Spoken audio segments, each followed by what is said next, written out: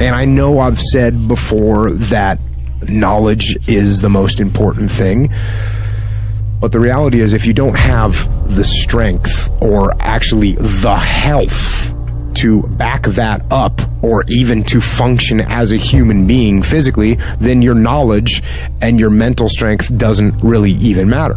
When you're afraid of something, you have to master it. That's how you start to overcome it.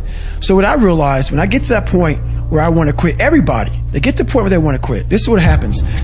The mind tells you, let's go home. Let's take a warm shower. Let's get some food. This is not right. This is that.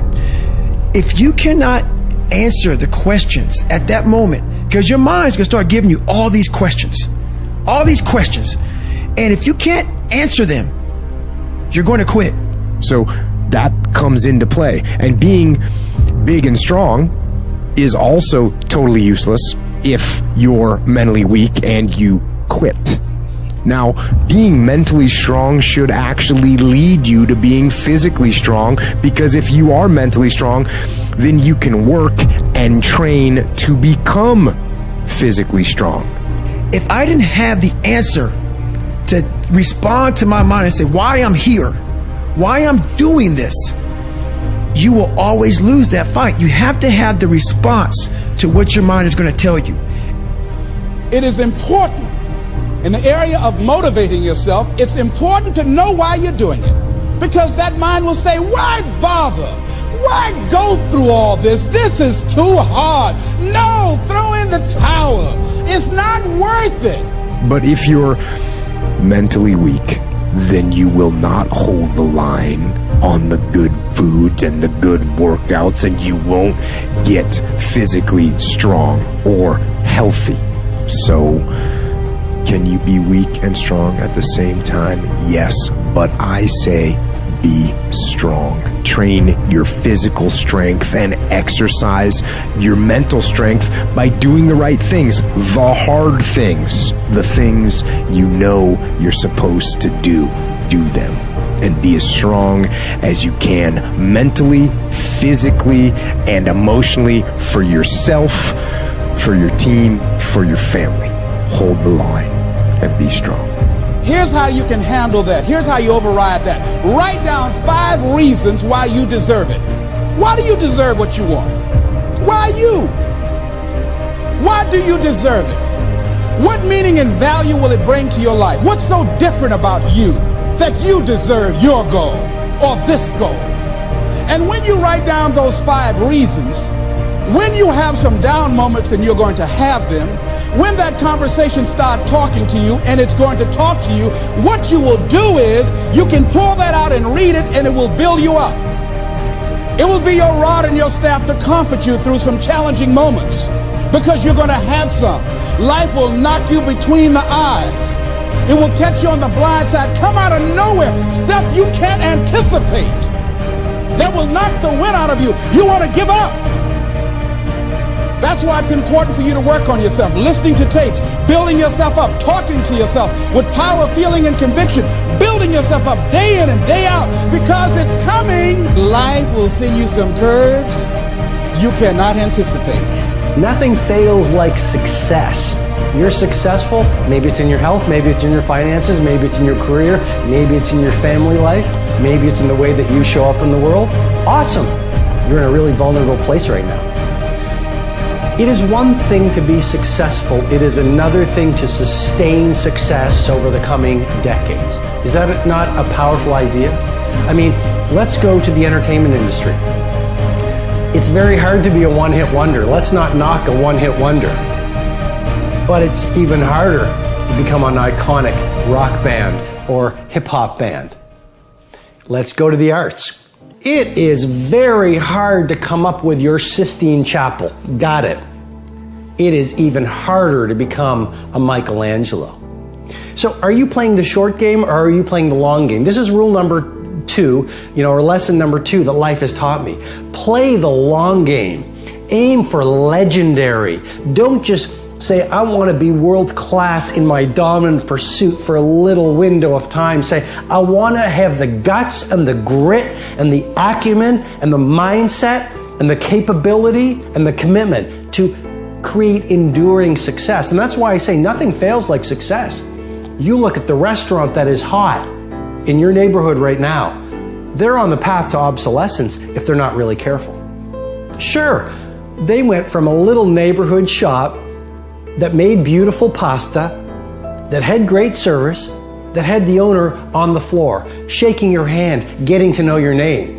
Then they got written up in the magazines, and then they got interviewed, and then word of mouth spread like wildfire. And what happened? They became arrogant. You see, success can be so toxic. And it happens, it is such a pull on every human being. It just plays with your mind. And you literally shift from humility to arrogance. You shift from humility to arrogance. And once the arrogance sets in a mindset, it starts to populate every other person on the team, every other person in the culture, every other person in the community. And it is a very short fall from success to irrelevance. So lesson number 2 is nothing fails like success. As you become more successful, become more humble. As you become more successful, work even harder. As you become more successful, care even more about your product. As you become more successful, learn even more. I invite you, when you are the titan of your industry, be sitting in the room with 18-year-olds beginning their game. When you are the icon of your field, be the person who is up, not at 5 o'clock anymore. Let's play at 4 o'clock, reading, listening to the podcast, writing in your journals, setting your goals, focusing on your intentions. As you become more successful, be more humble. As you become more successful, be even more punctual. As you become more successful, become even more passionate. As you become older, become even younger. Yesterday I was walking on the street and I met this man in his 80s. He said, Robin, I finally retired. He's probably close to 90. And he is a legendary clothier in the country that I live in. And he just retired. And he started his shop, which is now an empire, in 1954. So I don't know what that is, but that is decades and decades and decades and decades. And he did not want to retire. He just retired, but he is still on fire to do amazing things. Age is just a number. Do not let an old person into your body. Nothing fails like success.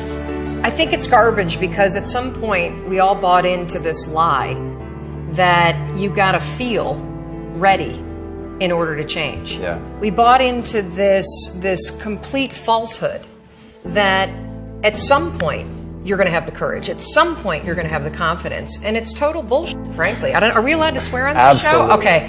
It's complete garbage, and so there are so many people in the world, and you know, you may be watching this right now, and you have these incredible ideas, and what you think is missing is motivation, and that's not true.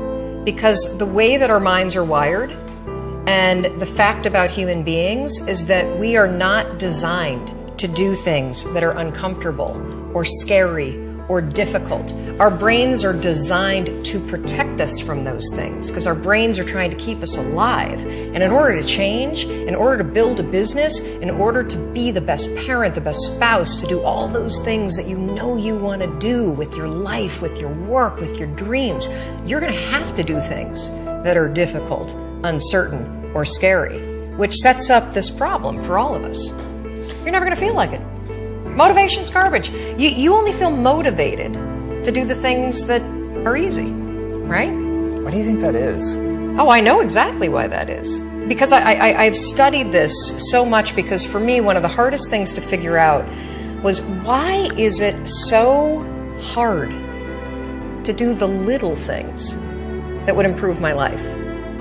And what I've come to realize, and what we'll talk a lot about today, is that the way that our minds are designed is our minds are designed to stop you at all costs from doing anything that might hurt you.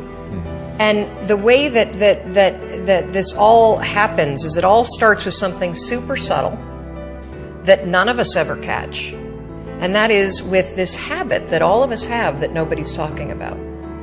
We all have a habit of hesitating. You can truly trace every single problem or complaint in your life to silence and hesitation. Those are decisions. And what I do, and what's changed my life, is waking up and realizing that motivation's garbage. I'm never going to feel like doing the things that are tough or difficult or uncertain or scary or new. So I need to stop waiting until I feel like it. And number two, I am one decision away from a totally different marriage, a totally different life, a totally different job, a totally different income, a totally different relationship with my kids. Your life comes down to your decisions. And if you change your decisions, you will change everything.